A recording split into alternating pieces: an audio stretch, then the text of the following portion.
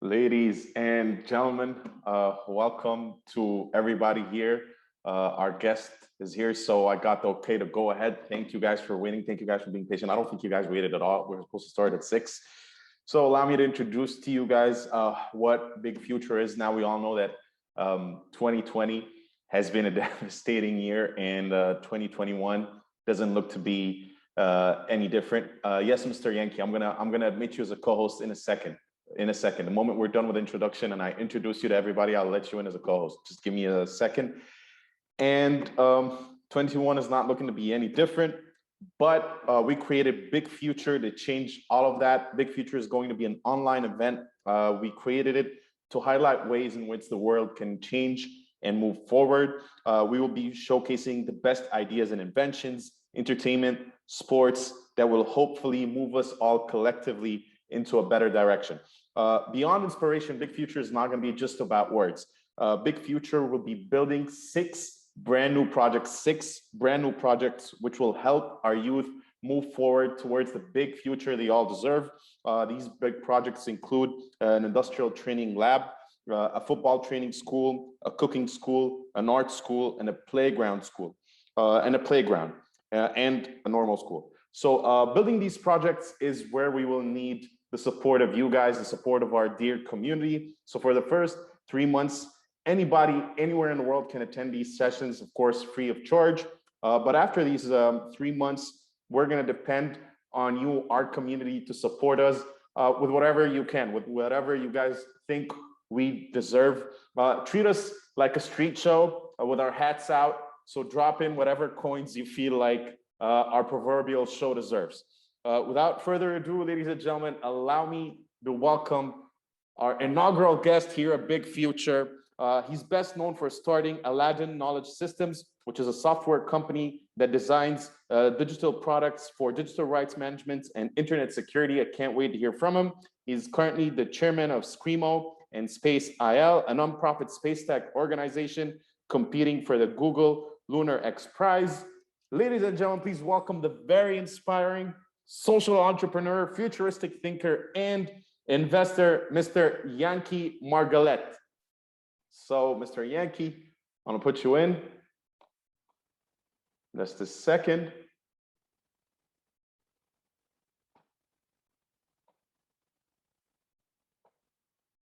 Mr. Yanki. And also we have quite a number of attendees. I'd like to thank everybody here attending us from all over the world. Mr. Yanki. I can't hear you, Mr. Yanki.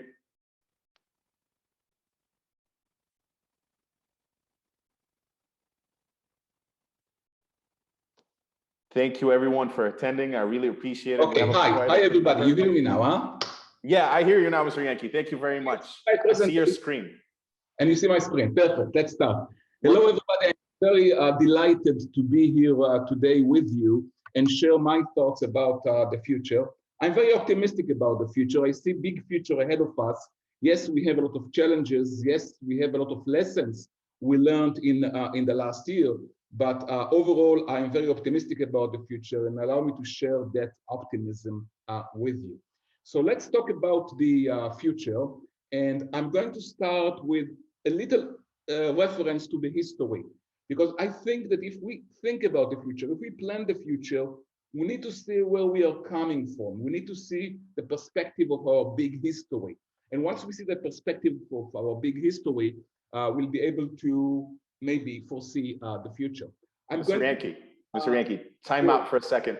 Can we see your beautiful face? Is it possible for you to open the camera? Perfect, Mr. Yanki. Thank you very much. Okay, so you know, my fault? No problem. No problem. Okay, but you heard my voice, right? Exactly as beautiful as your face. Oh, you know how to treat a man. Oh, yeah. Okay. Go ahead, Mr. Yanki. So I'm going to divide my talk between a little bit about the history. I'm going to focus a bit on 2020. I'm going to see what has changed in this pivotal year, in the year of 2020, the pandemic year. And then I'm going to devote most of my talk to the big future, what's ahead of us. And by the end of my talk, I'm going to address the key challenges I see going to the future. So let's go on. I want to start with the big history because sometimes we need a perspective. When we try to foresee what will happen tomorrow or next month or next decade or even the next 100 years, we need to get a little bit of perspective. And unfortunately, our perspective is sometimes very narrow. And for me to get a perspective before I go to the future, I'd like to look at our big history. I'd like to look at the full picture and remind myself that not only we come from a very long time of processes that have until this moment, but things are also accelerating in a very fast way. I remind myself that it was about 14 billion years ago that the universe was created. And then it took another billions of years to build the stars and the planets and the physical things around us. And then it took another billions of years to build life. But as you see on this graph and you see on this scale, it takes now only thousands of years to build civilization, to build agriculture, to build technology. And if you look at the last 200 years, which is a fraction of, it's a very small period of time. If you look at the last 200 years, you see a huge technological industrial revolution that changes everything. And if you look at the last dozens of years, you see technology and computers and internet and artificial intelligence are all changing whatever is around us. And once you understand that not only that we are changing, but the pace of change is faster and faster and faster, it's accelerating, it's exponential. This is the word we like to use. We see exponential change around us. You understand that also the next changes are going to be very fast, faster and faster, and bigger. So when you think about technology, you say, wow, I have an internet connection and I have a fast car and I have whatever. For me, it's only the beginning. Our fast cars will take us to the whole galaxy. Our internet will connect us everywhere. Our computers will be smarter and more intelligent than us. Our biology and our medicine and healthcare will be so sophisticated that maybe in a couple of generations, we can even defeat death. We can stop dying. I think that this is a moment, this is a lucky moment to be in. Somehow we realize our past, our big history. We see the changes and we know that the future is unlimited in so many ways. We have seen it. But it also brings challenges. I will relate to the challenges a bit later on.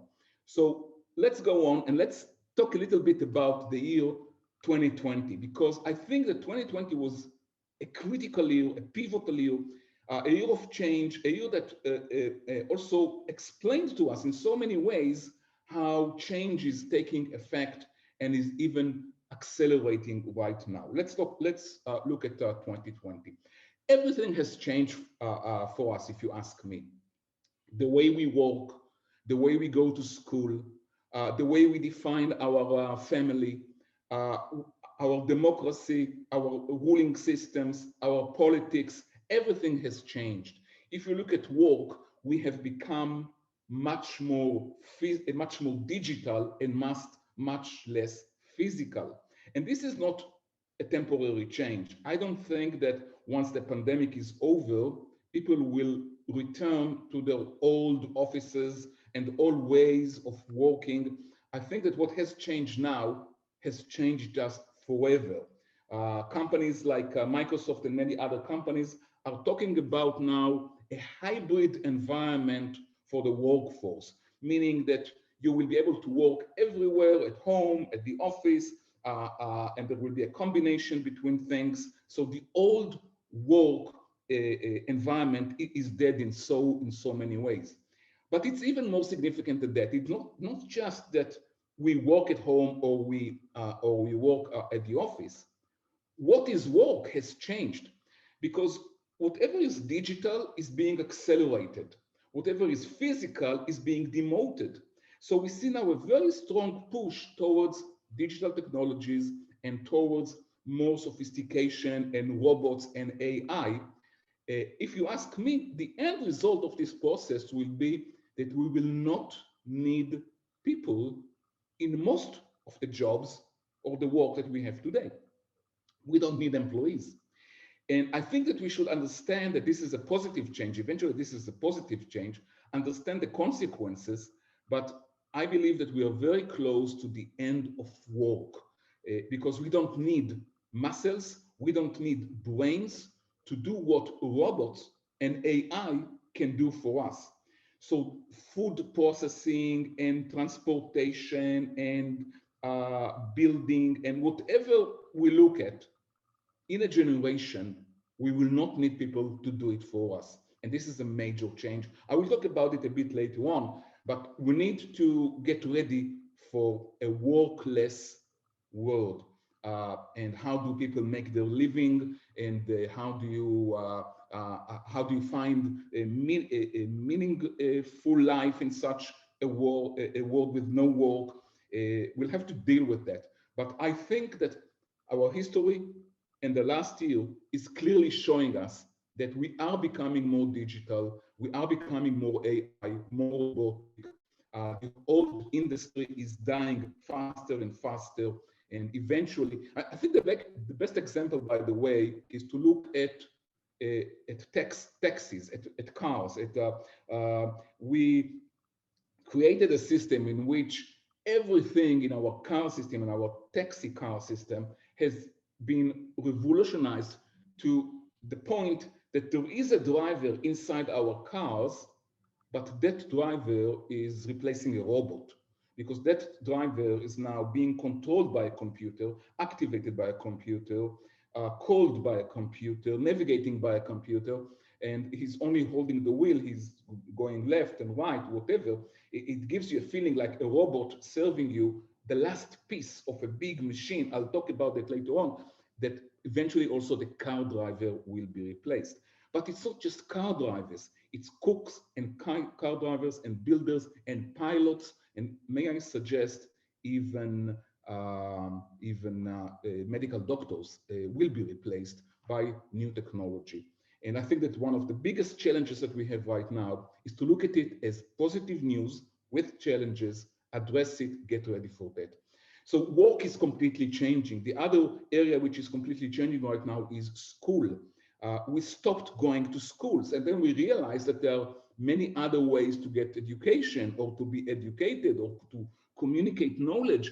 And I think that the revolution has just started because also with schools, I don't see us returning to schools very fast. And even when we return to school, two other revolutions will continue. One, more connectivity, more Zoom connection, more remote studying, etc. But the second revolution, which is happening now in education, is that the teachers are not going to be only human teachers. We're going to see more and more artificial intelligence and robots and software and applications as teachers. So when you go to school, you don't physically go to school. And when you connect to a teacher, you don't necessarily connect to a human teacher. You connect to an application that teaches you something. So overall, I think that schools will not be the same anymore. They are changing. The third field in which I see big changes right now is our families. Families are changing. And the change of family is a long-term process, which is driven not just because of the coronavirus or the last year. It's longer than that. I think that what mostly drive changes in our families is the fact that we live longer. We live longer and longer and longer. We live healthier life. We don't expect to be dead by the end of 40 or 50 like a few generations ago. We now expect to live to 90 and 100 and 120 and maybe 200. So longevity, life expectancy is going up. Communication is changing. Physical is being replaced by digital. And I also see big changes in what we define as a family, what we define as a relationship, I think that the system that worked for so many generations of a man and a woman living 20 years together, bringing kids, bringing children to the world, and this is what they hope to do, will have to change. I mean, if I think about a world in which we can live 200 years or 250 years with advanced medicine and advanced technology, then the family structure will have to change, both from an economic point of view and from many other point of view. So families are changing. I don't know what about you, but during the Corona time, we have rebuilt our families somehow, also with connectivity, internet connectivity. I remember Friday evenings and holidays and celebrations that unfortunately we were sitting around the table and we were holding our cell phones and our Zoom screens, and the family was somehow connected more digitally with the technology. So families are changing. I also see a big change in our regime systems. I think that what we have experienced over the last decade or so, the last few years, we have seen on the one hand media and social media and the way we consume information, the way we distribute information, fake news, not fake news, the balance is changing. Regimes have to change. The way we control information, the way we process information, and I think that what we are seeing right now is that we definitely need a change in the way that we used to count much more on a central information distribution system with a central regime that told us what is true, what is not true. Maybe we trusted the regime, maybe we did not trust the regime. Right now, I think that we all understand and feel that the way we consume information and the way we control the processes is changing, and this is also part of the process. So we come from a big history. 2020 has changed a lot of things in our life. Mostly it accelerated processes that we have seen before. And now allow me to go to the future. And before I go to the future, I'll make this statement once again. I do believe that the future is better. I do believe that if you, I mean, everybody can do it for himself. You can go or herself. You can go and say what is important for you in terms of the big ideas, health, life expectancy, human rights, animal rights, the environment. You define your own set of values, and look at your own set of values. I think that everybody can agree on a process that yes, we have challenges, yes, we have risks, yes, we have problems, but overall, I feel that over the last thousands of years, as humanity, we are making progress. We live longer, we live better, we develop more, we are more knowledgeable, and I foresee that future going into the future.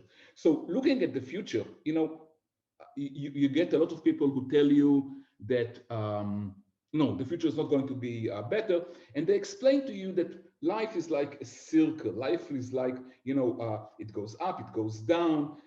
I don't believe in circles. I don't believe in life is yom asal, yom basal, yom. That's my best. What goes up must go down. I don't believe in this statement. The world is round and everything. I do believe in progress. I do believe in a process of things are getting better. But that wasn't the perception of humanity for many years. Many of us are trapped in what I call the Malthusian trap. What is the Malthusian trap? It was Malthus 200 years ago who said that, people grow exponentially, resources on earth, food, etc., grow but not far enough. And every time there is a lot of people on earth, there is a scarcity in resources, in food, in in whatever you need. And every time there is a big gap between people and the resources, there is a big war or a big plague or some kind of a solution. And therefore you go in circles like that. You go and Malthus was not the only one who promoted the idea that things go in circle. It was the Club of Rome just a few decades ago. They set together, they used computers, and they say that, look, very soon oil will end, food will end, and we're going to see a big crisis. I think that humanity is much smarter than that. And I look at the big history, I look at the big future. Humanity is much better than that, much smarter than that. And we have defeated the Malthusian concept 3 times. I'll show you how. First of all, if you look at the number of people on Earth, let's look at the next graph. If you look at the number of people of Earth, you see that there are close to 8 billion people on Earth right now, which is amazing because 200 years ago, at Malthus' time, we used to be around 1 billion. So it's almost 10 times more people on Earth right now than 200 years ago. And the great news, it's not just that we are many more people on Earth, about almost 10 times. The great news is that each one of them is also almost 10 times more wealthy in terms of resources and abilities and food and whatever than it used to be before. So we don't just have many more people, we have many more richer, wealthier, more abundant people on Earth. Now, yes, of course, it brings challenges. Are we going to exploit Earth? Are we going to be too many? Are we going to be running out of resources on Earth? I don't think so. I'll show you why. But the fact is that for the last 200 years, things don't go in circles. We are making a lot of progress, and virtually for everybody is much richer these days. And I'll show you the third thing here. The third thing is not just that we have more people and everybody is much richer. Also, the pace in which humanity grows on Earth is going down significantly. So the blue line that you see over here is the number of people on Earth. The red line is the rate of growth of humanity. And this is going down and down and down. So progress brings a lot of resources and wealth to everybody. And at the same time, progress makes us grow slower and it balances the trend. I do believe that we don't have limited resources. Let's look at just a few parameters. For example, let's look at energy. We used oil and gas for the last few decades. We're now going to use the sun directly more and more and more. The sun is a huge resource of energy. If we learn how to use the sun more efficiently and more broadly, and if we learn how to, and we do, and we learn how to store the energy smarter in batteries, etc., then we don't have any limitation of energy. Energy is abundant. You can think about the sun like a huge nuclear power, a huge nuclear plant, which is 150 million kilometers from Earth. And if we connect to it in a wise way, we get everything we need. And once we connect to the sun in a proper way, we don't have any shortage of water because Earth is abundant with water. And if you have enough energy, you can generate as much as clean water as you wish. And if you have the energy and the water, nothing, I mean, you miss not, all you have to do now is to convert it further on. And you convert it with robots and software and technology. And this is the process which actually drives our abundance and also the fact that we will not need people to work, as I mentioned earlier.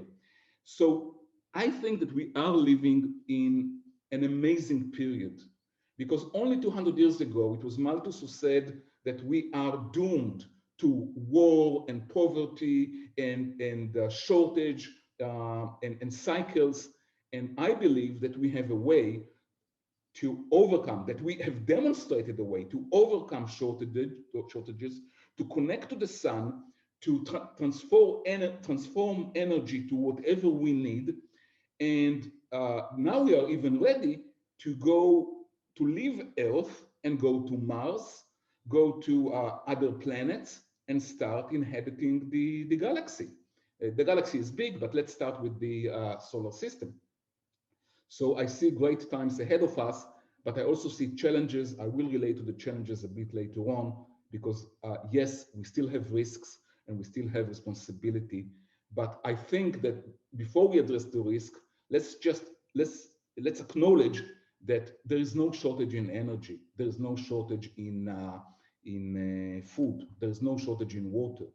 The only shortage that we may have right now is in a bit more innovation, in a bit more entrepreneurship. And if we continue our way with science and technology and innovation and entrepreneurship, we can easily feed and maintain everybody on Earth and extend life even further and go to Mars and continue the process. Let me now show you 5 key technologies which are actually driving this voyage forward. What is enabling us to reach abundance, to reach this point in which we miss nothing, and actually we just convert the sun to whatever the sun power, the sun energy, to whatever we need.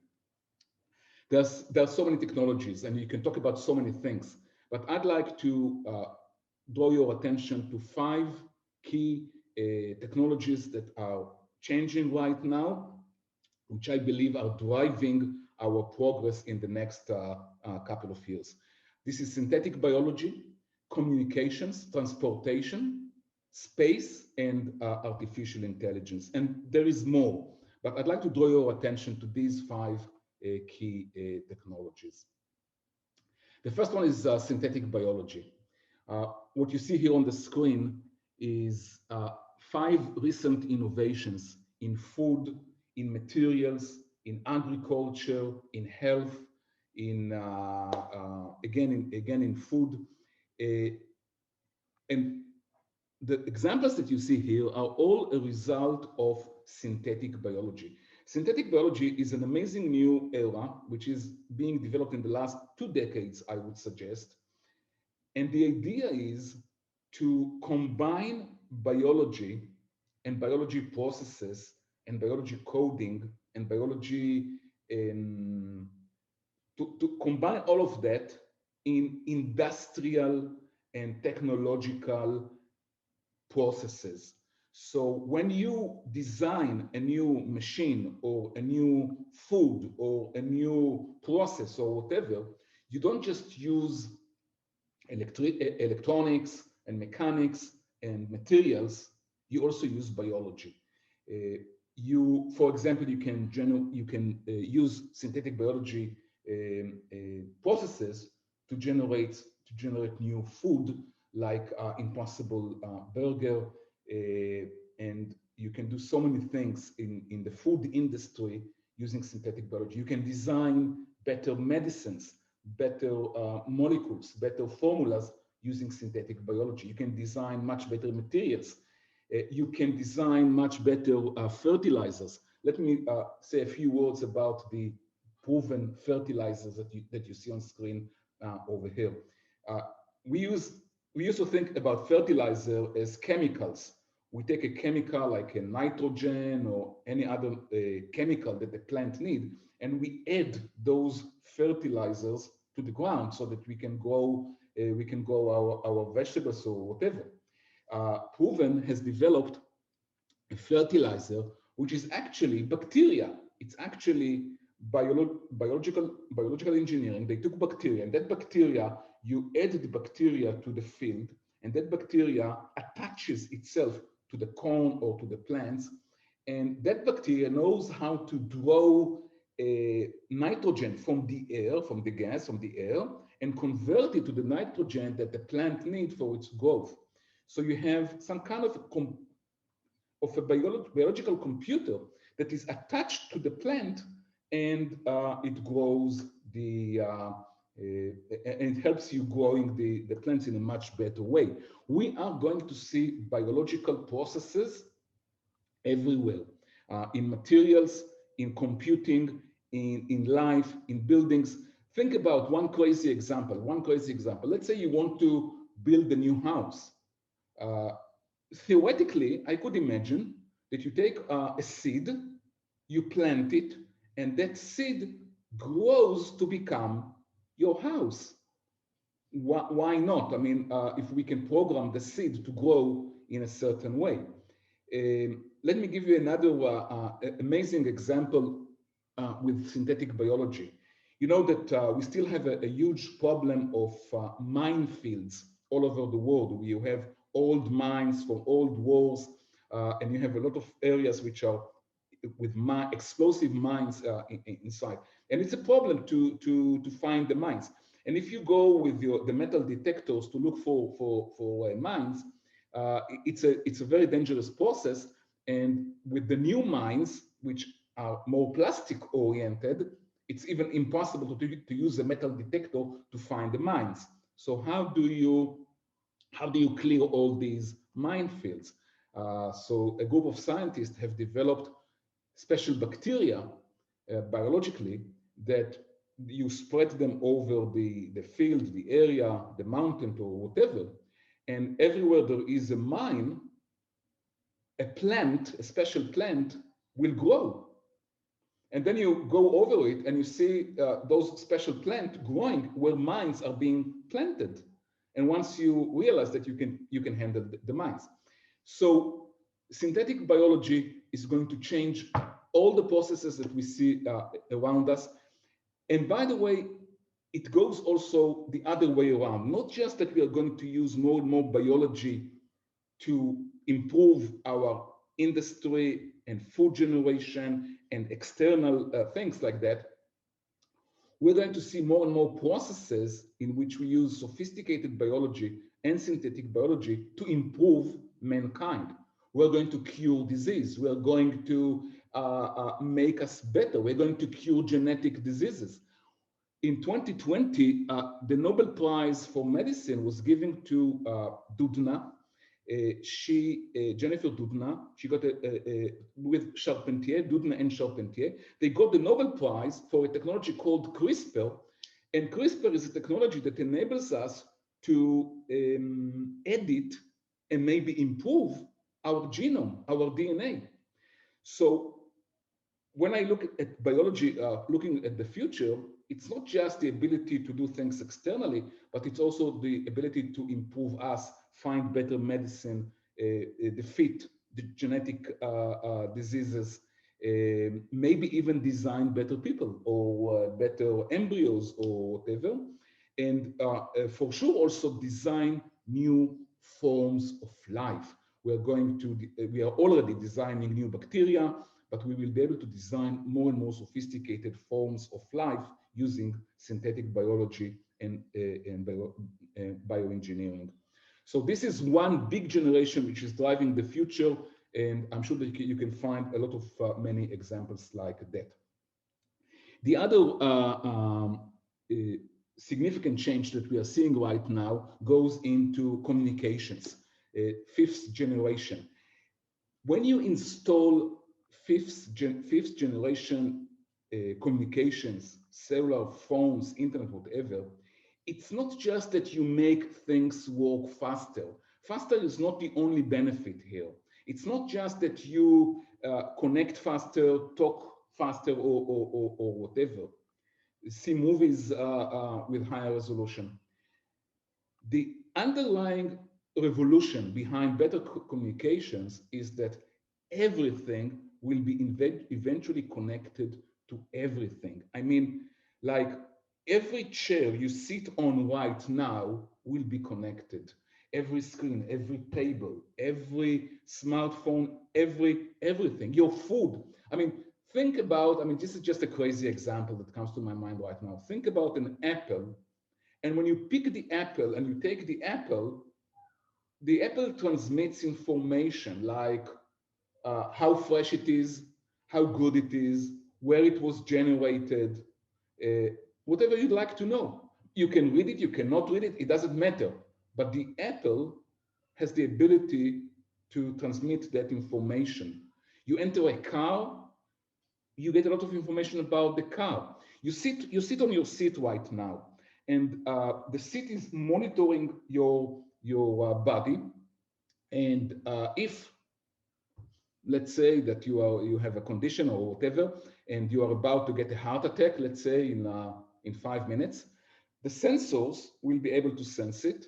The communicators will be able to communicate it. The drone will be able to arrive and save your life in no time. So better communications is not just faster communication.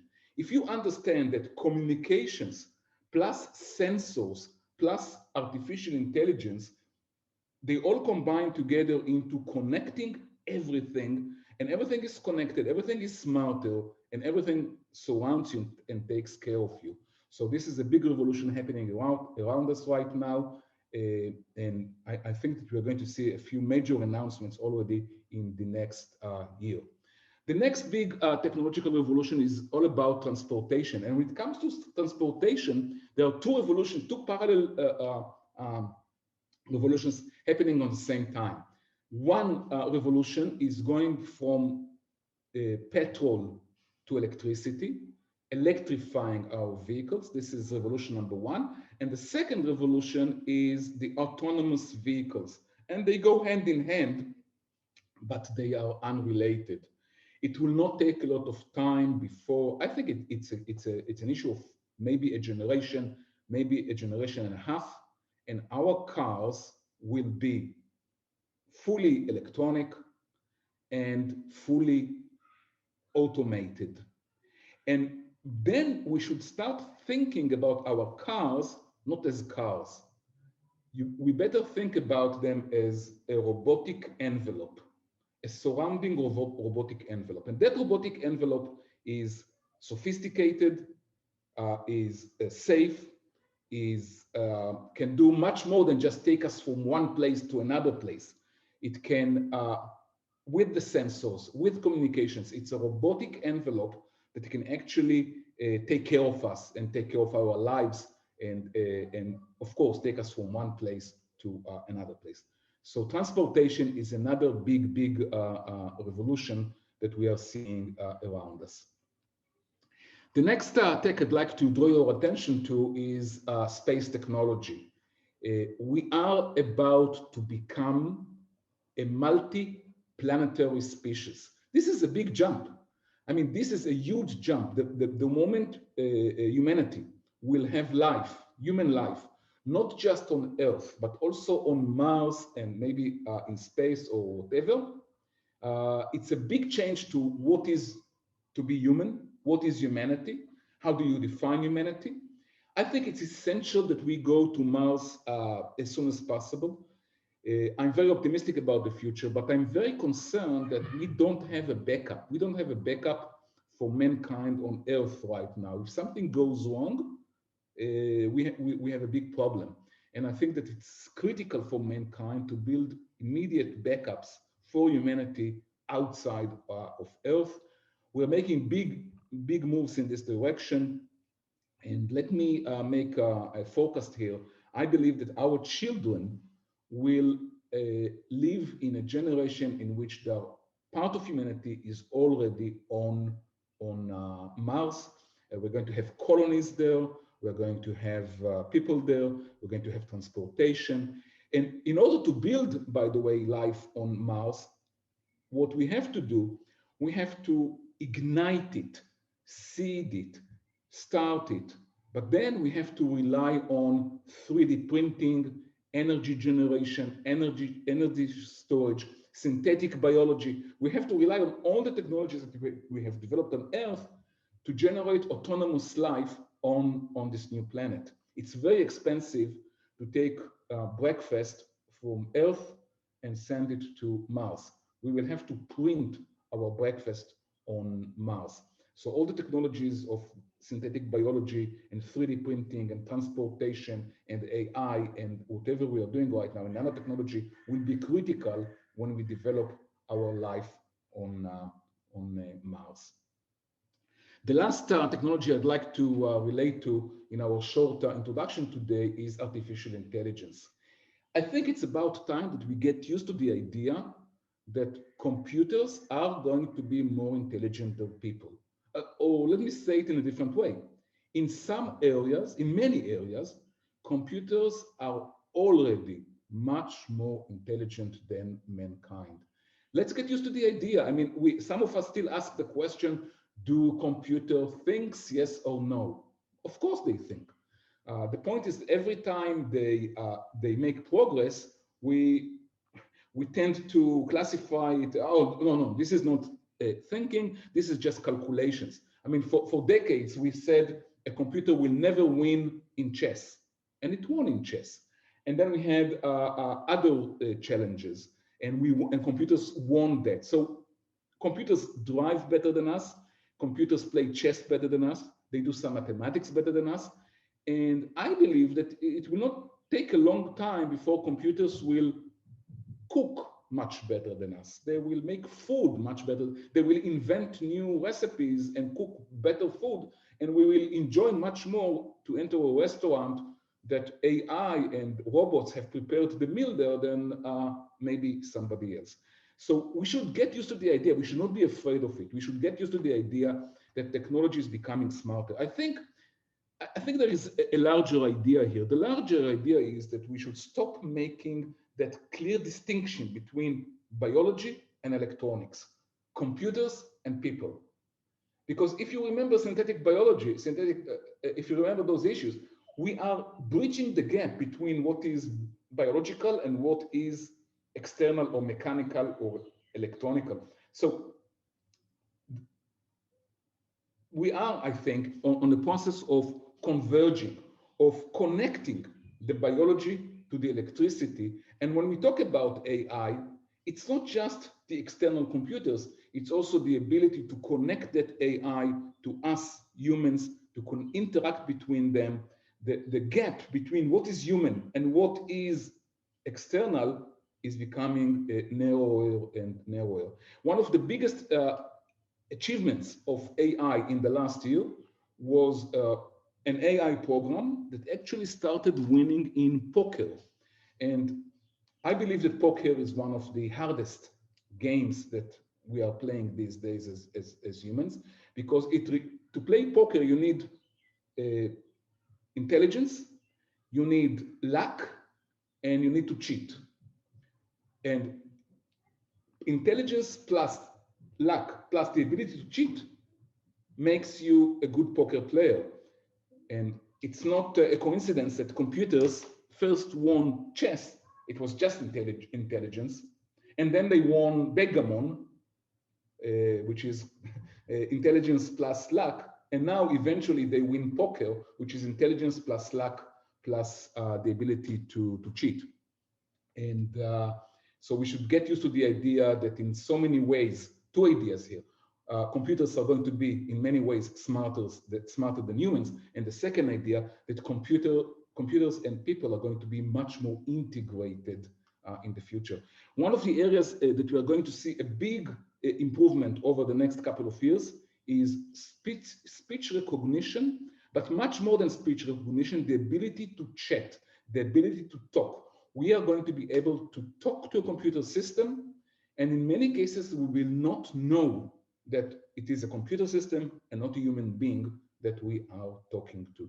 Because not just that the computer will understand what you're saying, it will be able to communicate and it will be able to talk to you.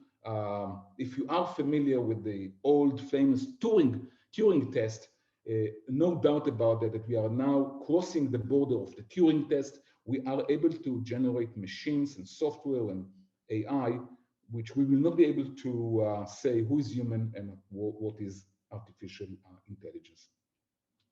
So these are just of the few areas of technology that we are seeing a lot of progress in. And I have two more ideas I'd like to share with you, and then we can summarize it all. I believe that what we are doing over the last decades and going into the future, we are building what I call the last machine. The last machine is the combination of all of our economy and technology, the outcome of everything together. This is the last machine. The last machine is a big machine, which is on the one hand connected, on one side connected to the sun, to this energy generation. On the other hand, it is connected to people, and you have AI and robots and machinery and intelligence and whatever to convert that energy to whatever people need on the other hand. And that last machine is the last machine that we are going to build, because you don't need people to in between. If this is a simplistic view of this last machine, what we're going to do, we're going to collect energy from the sun. That energy from the sun will be used to activate a series of robots. The robots will plant, harvest, grind, make the food for us, deliver the food for us, and we can do it. And it's not just food, it's food, building, transportation, everything. We're going in this direction. So just a few words before we try to summarize that. We also have problems, we also have issues. I do know that when I presented this future for you, some of you felt that they don't want to go to this future, that this future is threatening, that this future is frightening, that this future is, they'd like to maintain humanity. They feel that the future is not human. There are challenges. So first of all, I think that some of us are afraid of this future. Another challenge is that we may not reach the future because we may destroy Earth on this process. If we are not careful enough, and if we don't take the responsibility for the change, we may destroy life on planet Earth, and we will not reach the future that I'm talking about. So we have no guarantee, and we have to take the responsibility to solve that problem. The last issue, which I find, by the way, the most significant one in reaching the future, is that some of us, maybe a lot, will not reach the future. Not everybody is connected to the future. Not everybody is willing to go through the change. Not everybody has the resources to go to the future. And I think that 2020, the pandemic year, has demonstrated that in a very significant way. I think that the pandemic year, 2020, actually demonstrated two major processes. One is more digitization, more digital, more technology, more future, more internet, more Zoom, more whatever. But at the same time, we saw another process, which is a bigger gap between those who are connected and those who are not connected. I can tell you that even in my neighborhood, some kids during the pandemic time could learn at home with their PC and their internet connection and their private teachers, etc., etc. And some kids didn't have the resources or the abilities to stay at home and study. So those who could not connect stayed behind, and those who connected moved forward. And it's true not just for school kids, it's true for those who could work and connect, and those who could not go and connect. So what the corona has done for us, it accelerated the future, but it also widened the gap between those who are connected, able to move forward, and those who are not able to move forward. We discussed it earlier. The corona has changed everything about work, school, and family, but at the same time, it created a gap between the future and the past, the digital and the analog, the rich people and the poor people, the connected people and the disconnected people. I believe that those who are connected to the future and have the resources will eventually become what I call Homo sapiens 2.0, will become the new men, the new human Homo sapiens 2.0. And those who are not able to connect might stay behind. And this is something I think that we have the responsibility to prevent. So overall, I would suggest that we have three challenges that we need to address when we think about the future. One, planet Earth. We may destroy it if we are not careful. Two, the gaps between those who are connected and those who are not connected. And three, we should not lose humanity in this process. I believe that our kids, our children, are much more adjusted for the future. They are ready for the future. Sometimes the old generation is afraid of this change, that we might lose humanity, and it's a risk. But I think it's enough to look at our kids and to be more more positive and more, because I think that our kids are ready, more ready for the future than we are. So overall, hopefully, I was able to give you an overall view on where we come from, where can we go to, the technologies that drive us into this direction, but also for me, the most important thing, the three challenges: Earth, humanity, and the gaps between humanity, the ability to connect people to the future, as the real challenges of our current generation going to the future. And if you have questions, I'll be happy to take them. If you want to do other things, I'll be happy to. Thanks a lot, Mr. Yanki. There's a lot to unpack. We have quite a few questions from the attendees, but I've got a couple of questions as well. I want to start with you from the bottom of your presentation. How long is it going to take to get to that future? How far away is it? In many ways, we are already arrived. I mean, look around you. Look at our conversation right now. This is the future. I mean, if I told you a few years ago that we will be sitting in a virtual connected universe, seeing each other, talking to each other, one in Dubai, one in Kuwait, one in Venice, one in New York, and that, you know, this is, in many ways, it's the future. If I told you just a few years ago that I could give you a medicine, no, you know, forget a medicine, I could give you a vaccine that will enter your body, program your cells. It's not, it's a, you know, it's a computer. I will enter it to your body. That computer will program your cells and vaccinate you against corona. You will tell me that I'm hallucinating, okay? So we are sitting in the future in so many ways. We are vaccinated with mRNA vaccines. We talk with electronics around us. Everything, look around yourself, everything is becoming, how many people work today? Let's ask that question.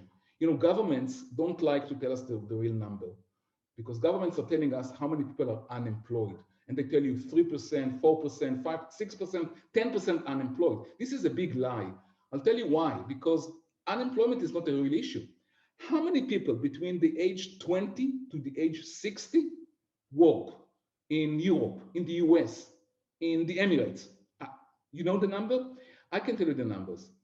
40% of the adults are already not, close to 50% of humanity got itself out of the work cycle. They don't look for work.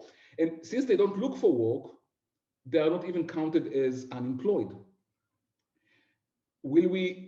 Are we going to decrease this unemployment? No. We're going to increase this unemployment. Eventually, 100% of us will not work. I have a prediction. Somewhere in the future, if you want to go to work, you will have to pay a lot of money for that. So that's my next question. So you predict, if I got that right, that in the future we're not going to need money to survive? Yes, but let's be a bit more specific about it. Yeah, let's unpack it, please. We will need food. We will need a house. We will need our resources, right? Now, think about it. Think about the sun. Let's start with the sun.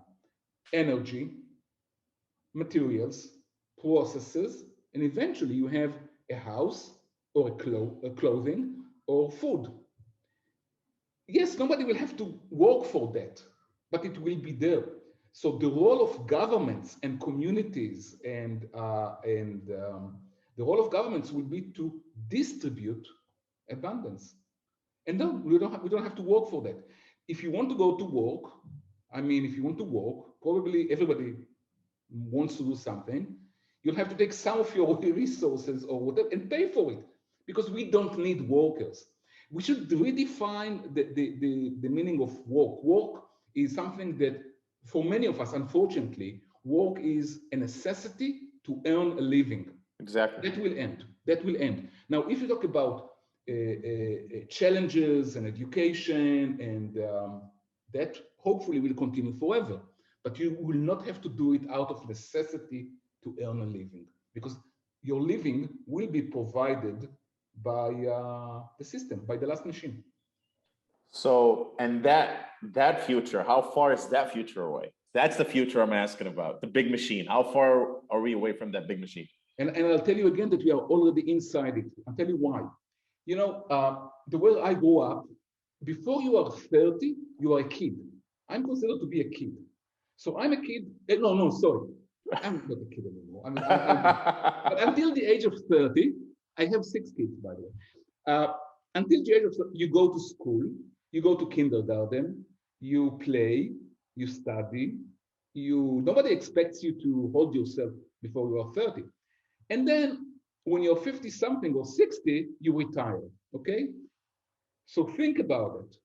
Think about the fact that we push childhood almost to 30 and we retire you already. Now, in between 30 and 50, what we have done, we have vacations, we have holidays, we have so many things in between. And we also enable the poor and the sick and the ill and the whatever. We sometimes even enable people just to study all their lives. So humanity is in the process of getting everybody out of work for a long period of time. If you are sick or ill, we'll take care of you. If you're old, we'll take care of you. If you are young, we'll take care of you. It was 100 years ago that 50% of the Americans were farmers. They grew food.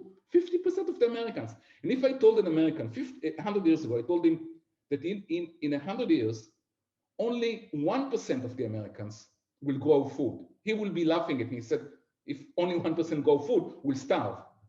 No, we will not starve because it's enough for 1% and even much more to grow all the food that we need.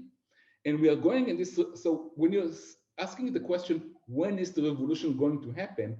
It's happening in so many ways.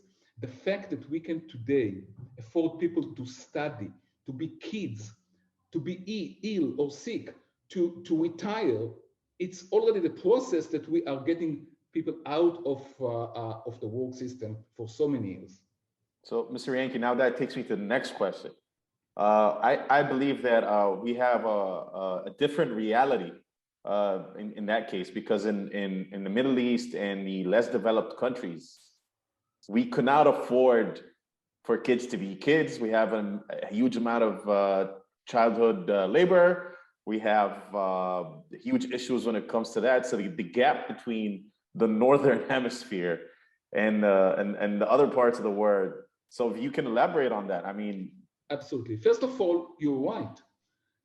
The pace of progress is not everybody is progressing in the same pace. So, but I'll tell you 2 things. One, everybody is pacing. I mean, if you look at let's look at hunger. Let's look at world hunger. World hunger used to be a huge problem 30 years ago, and world hunger is a problem today. It's not a huge problem anymore. If we continue the process that we have started about 30 or 40 years ago, we will kill world hunger completely in 10, 15 years. So yes, not everybody is making the same pace of progress, but everybody is making progress. I can guarantee you that. Life expectancy. I mean, look at life expectancy. Life expectancy in the less privileged areas, I mean, let's say in Africa or in some other places, used to be 40, and now it's 70. You're right. It's 90 on some privileged northern countries, whatever, it's 90. So yes, but the gaps, and when I said some will reach the future, some will not reach the future, and I said that this is for me the most significant challenge, is that we are all making progress, sometimes gaps are being enlarged, and this is what we have to address. But we can stay optimistic because people, I mean, if you look at vaccination, if you look at hunger, if you look at human rights, if you look at life expectancy, we are making progress everywhere. By the way, I do recommend that you look at, there is one resource which I like, I'd like to recommend all the audience to go and search for information for. It's called Our World in Data. Our World in Data, OWID, Our World in Data. It's a wonderful place because it gives you all the numbers. You can come with opinions about progress and life, and hunger and technology, but you go to this is a very scientific place, which I use a lot. Numbers that I present in my presentations many times are coming from Our World in Data. And it makes you optimistic. It makes you optimistic because you see that, yes, there are gaps that we need to address, but everybody is moving forward in a very significant way. And I would even suggest that in some ways, we used to divide the world between the first world and the third world. And there was a huge third world and a tiny first world. But this is not true anymore. You don't have a tiny first world, a huge third world, and some in the middle. Everybody is moving forward. I sure do hope that that's the case. I'm going to move ahead with a couple of questions from the people here. Someone in the crowd is asking about 5G. Is 5G actually dangerous? Here in the UK, 5G poles are being attacked because of fears they can affect brains, et cetera, et cetera. I would like to address that point on a larger scale. People are afraid of the future, unfortunately. I mean, they are afraid. And some may say that that fear is also saving us and guarding us and protecting us, which is fine. But people are afraid of vaccination. People are afraid of genetically modified foods. People are afraid of robots. People are afraid of artificial intelligence. People are afraid of 5G. For me, the fear of 5G and the fear of vaccination and the fear of future and technology, they all come from the same origin. They all come from the willingness, the need to protect mankind, to protect our lives, to feel secure in the history and where you come from, and some fear to go forward. I'll tell you, as far as I know, 5G has no significant risks more than any other communication system that we had before. I'll give you an answer in a slightly different way. I prefer to live in an area which has cellular antennas and radiation, some at least minor air pollution and cars. And I would not prefer to live in an area with zero pollution and zero radiation. Life would be very dangerous there. I mean, life without hospitals, without cars, without communications is a very dangerous life. You die at 40. Sometimes you die at the age of 20 because you had a bad tooth. And I don't want to die at the age of 20 from a bad tooth. I don't want to die because I couldn't reach. I need some radiation. I need some cellular whatever. I need some air pollution. It makes me much better. So that's the price to pay. That's what you mean. There's a price to pay, and the price is not that expensive. Absolutely. And more than that, we are getting wiser. We are getting wiser. So we paid a lot of, the price we paid for our engines was enormous. I mean, it's a very high price. CO2 going to the air and the pollution, it's a very high price. It's a high price. By the way, if you are not careful, if we not solve those issues, the price can be significant.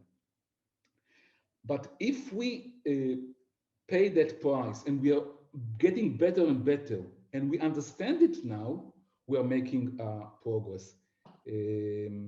So I'm an optimistic guy. I'd like to go for the progress. I love your optimism, but this next question is not optimistic. What if such amazing developments in medicine and science are used in the wrong hands? We have a history for mankind for so many years. And the more you go to the past, you saw more wrong hands, more wrong minds, more evil, more bad done to people, more poverty, more cruelty. And the more we bring in more science and technology and innovation, for me, humanity is becoming better and better and better.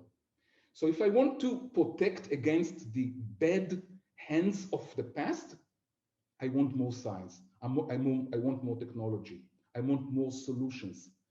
And yes, we have challenges, and yes, we have to solve problems. I'm not saying that everything is pink and green and wonderful. Yes, we have responsibility, but the past is much more rich with wrong hands, bad evil minds that oppressed people, that used people. We saw maybe a few kings here and there, and everybody else was very poor and miserable and ill and sick and died at a very early age. Technology for me is a savior. This is what science, technology, innovation, entrepreneurship, it's what makes humanity better and better and better. And yes, open our eyes and make it even better, and careful and make it even better. We don't have another solution today. If you want to solve humanity's greatest problems today, you have to use technology. There's no other way. We lost the option to go back to the river and the water. We cannot sustain 8 billion people without science around us. So I trust the process, I trust humanity, and I'm optimistic because I believe that today is the best time ever. I don't see any period in time in history which was better than today. Show me one, show me. I mean, I ask people, where do you want to go 50 years ago? You want to go 500 years ago, 5,000, 50,000, 5 million years ago? Give me a period of time that you think that was better than today. I find none. I think that today is our best time ever. And because today is our best time ever, I trust the future. That's great. Mr. Yanki, I wanted to also ask you another question about the emotional intelligence or the EQ of computers and robots. So you said that now computers can beat humans in games that require cheating, which is basically emotional intelligence. So we're at that point where computers have developed that emotional intelligence? This is such a good question, and so many ways to address it. But I'd like to address it from a different point of view, which is a bit more. We have demonstrated, we have a very good proof that machines can develop what we see as intelligence. I mean, look at us. We are biological creatures. We are machines. Yes, we were built by nature for so many years, and we present today what we conceive to be emotional intelligence. Take computers, allow them to develop a bit more, and I have no doubt that they will present to you what you may think is emotional intelligence. I don't know if this is consciousness. I don't know if this is emotional intelligence, but trust me, when you see the next robot dancing or lecturing or hugging or your sexual partner, you will find emotional intelligence there. You will see it, absolutely. Does it have it? I mean, does it mean that that robot has this? I mean, is it aware? Is it conscious? I don't know. But to you, the observer, it will look absolutely as if it has it. Does this boil down to also like the theory of quantum mechanics, is that everything changes according to the observer, that the observer cannot separate themselves from the observation? It's too big for me right now. Okay. I cannot make that link, but let me share your feeling with you, okay? I'm sitting in front of a screen right now. Mhm. You're here, I'm here. I feel connected to you in so many ways. I mean, what am I connected to? Pixels? I mean, eh, what am I connected to? I see your face, I see your smile, I feel you. Hopefully you feel me on the other side of Yeah, I do. screen. What are we? Are we sophisticated robots? Are we humans? I don't know all the answers, okay? Oh man. But I Okay. do know that the technology that we have created is becoming very similar and very connected with us. And I prefer to remain optimistic about this process. You may call me a tactical optimist. I think it's Tactical tactics, optimist. by the way. I'm a tactical optimist. I think it's the best because part of the way it evolved is the way we think about it. Okay, and I've got another question here. A lot of money is being spent on progress, such as traveling to Mars, while we have so much poverty in the world. Is this a price we're willing to pay? It's a great question. It's a great question, and I think that everybody, um you know, I think that some investments are short term and some investments are long term. And it is tempting sometimes to do only the short term investments. But let's not forget that long term investments also bring a lot of abundance and resources and solution and happiness to all of us. If, uh, if humanity uh, was not investing in long-term science, long-term development, long-term exploration over the last thousands of years, many of us will be really suffering today in a very significant way. So I think that you should have responsibility. You should, of course, stop hunger in Africa. No excuse for that. And of course, vaccinate, educate, feed, help. You should do that. But fortunately or unfortunately, what you also have to do, you have to take care of long-term scientific exploration, scientific investment, and exploring Mars is a long-term investment. You know, on Mars, forget Mars for a second. There is an asteroid now coming in the direction of Earth. No, don't worry about it. That asteroid, it's called the Psyche 16. This is the name of the asteroid, Psyche 16. It's now moving in our direction. It will not collide with Earth. We're not concerned about that. But that, if you Google it for a second, Psyche 16, the asteroid, you will find out that that asteroid holds in it 10 million dollars of metals. It is, I think, 10,000 times the value of metal in that asteroid coming now in our direction is 10,000 times bigger than the whole world economy. Wow. The world economy is a dwarf compared to the amount of metals in that asteroid. If science enables us now, and this is what we are doing, to send a probe to that asteroid, harness the metals, bring them to Earth, everybody's much richer now. We can build more, we can feed more, we can do more. The universe is huge. The resources are amazing. So yes, you should take care of the less privileged all the time. I'm all for it. I'm saying it all the time. But you should also invest in pure science, in research, in exploration, in going out. Any biological species which is not trying to extend its territory dies. Biological species need to change and divest and diversify and extend their territories. If they feel too comfortable in their own niche and they don't move from that niche, they will die eventually. They will exploit the territory and they will die eventually. We need to go to Mars. If we care about mankind in the future, we must go to Mars.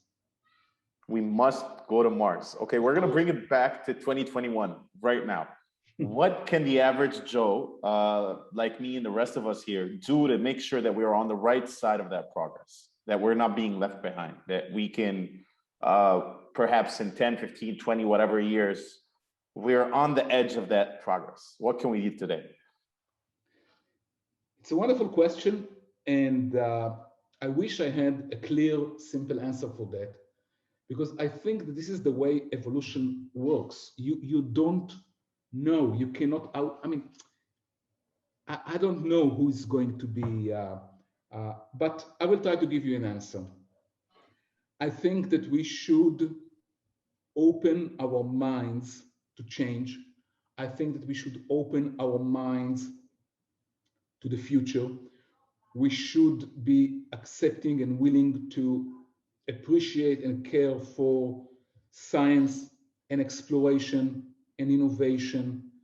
And we should be willing to, and we should take care, and we should not do it on our own. We should not be just, doing it alone,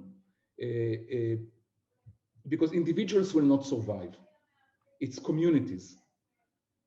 We need to, and I think that one of the amazing thing right now is that we need to develop that sense that the whole humanity, 8 billion people on Earth, is one big community, and that we are affected by everybody. If we try to reach the future alone, I think that we're not going to be successful.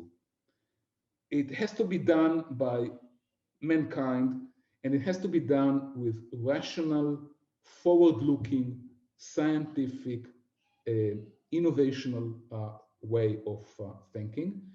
I don't know. I wish I had a better answer. I mean, like working together right now in terms of different countries with nationalism on the rise more than ever.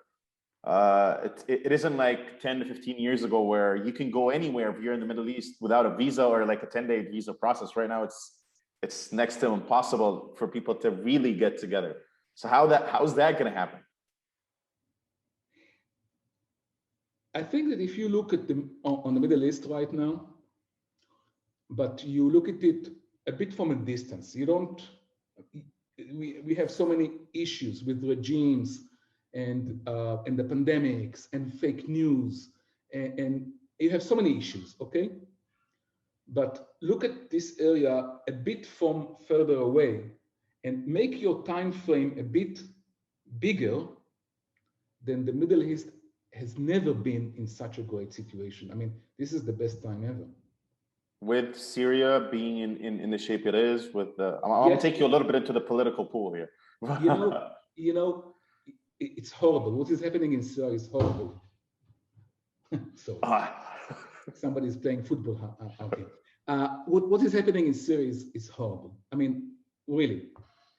But horrible things were happening in our area many years, many decades, and many centuries. If you look at the numbers, I mean, allow me to go out of the Middle East right now. Let's go to Asia.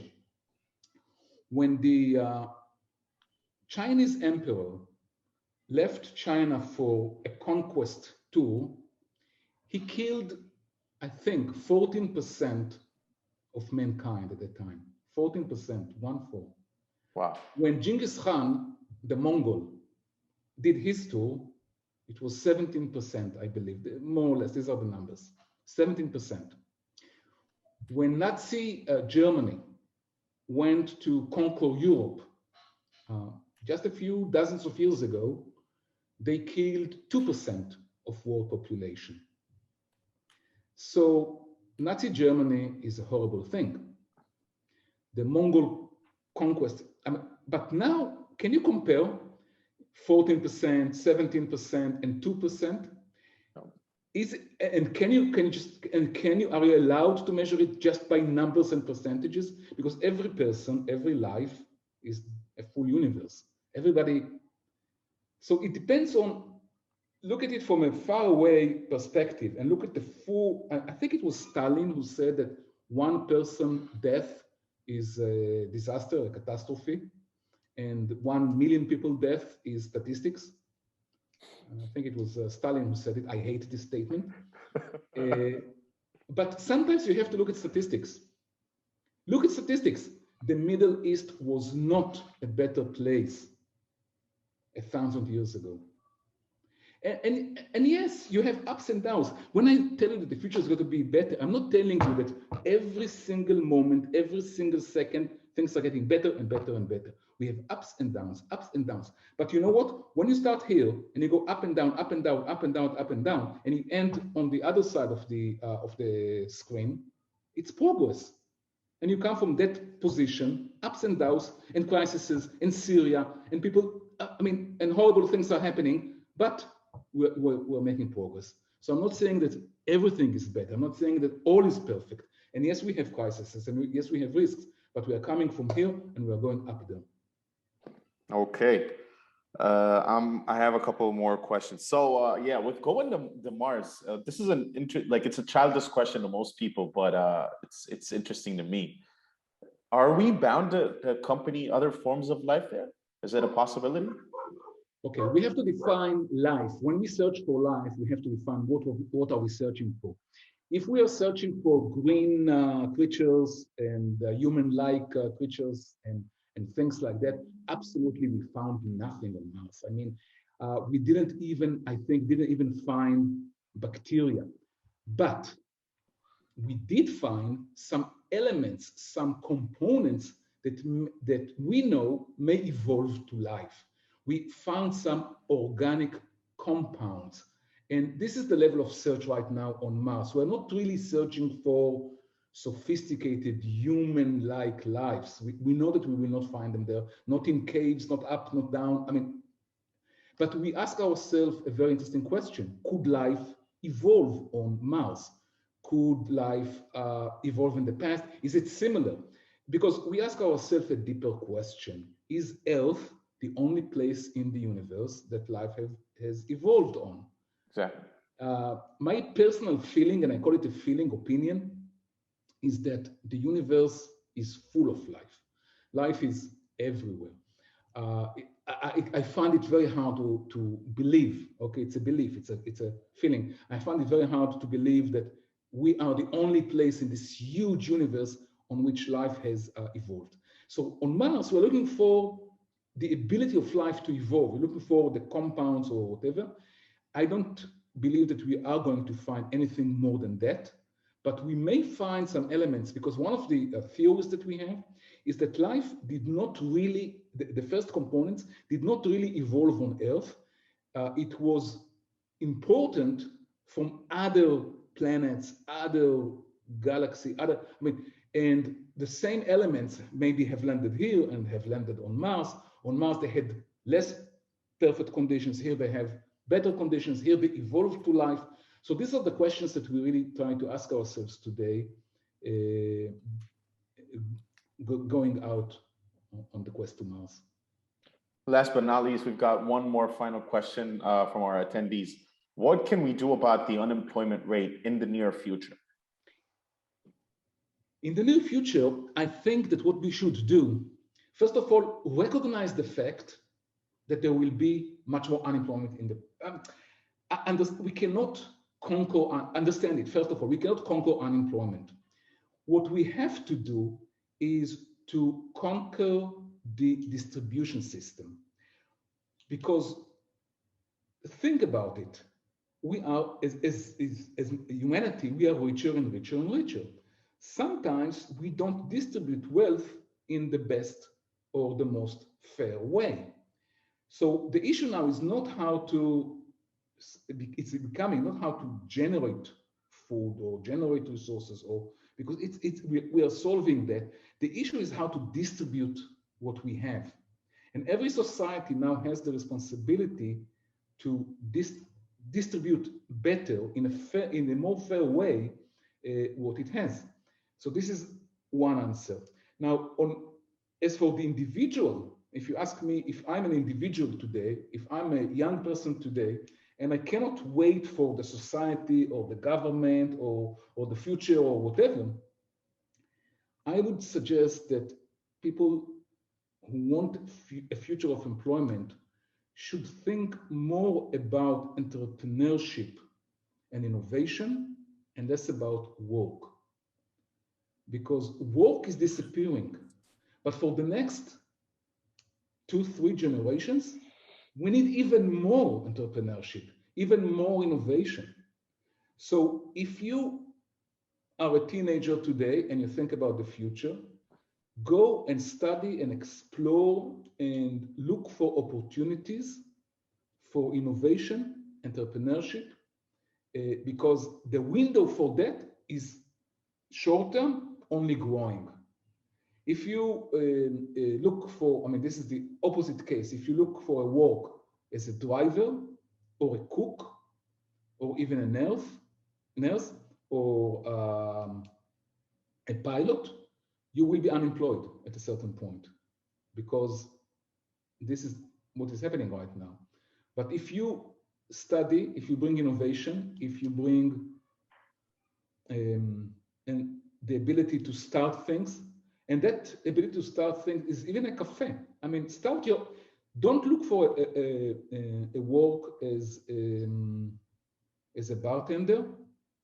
Think about opening your own coffee place. I mean, for me, that's the window which is available right now for the young generation. That's the key. Okay. Thanks a lot, Mr. Yanki. That was great. I could not put it in words how more knowledge I've got as a result of this meeting. Okay. I really appreciate it, Mr. Yanki. My last statement here. A lot of things that I have said are not accurate and not true. I'm telling you that just to encourage you and go and think for yourself. I mean, I trust what I say. I think that whatever I'm saying is true and is correct, but it doesn't matter. The purpose of this whole conversation was, if I reached my purpose, is to make you think, to make you contemplate about things, go and explore, study, look for websites, challenge what I said, agree or disagree, I don't care, but go and challenge it and go and find your own way. Thanks a lot, Mr. Yanki. I really appreciate you being here and giving us an hour and a half of your precious time. That was very intense. Thank you for hosting me. Thank you very much. I wasn't bored for 1 second. I wanted you to get to the next one. It's like a Netflix show. I wanted to get to the next episode. I binge watched it in an hour and a half. Thank you very much. This was the end of our first ever Big Future event.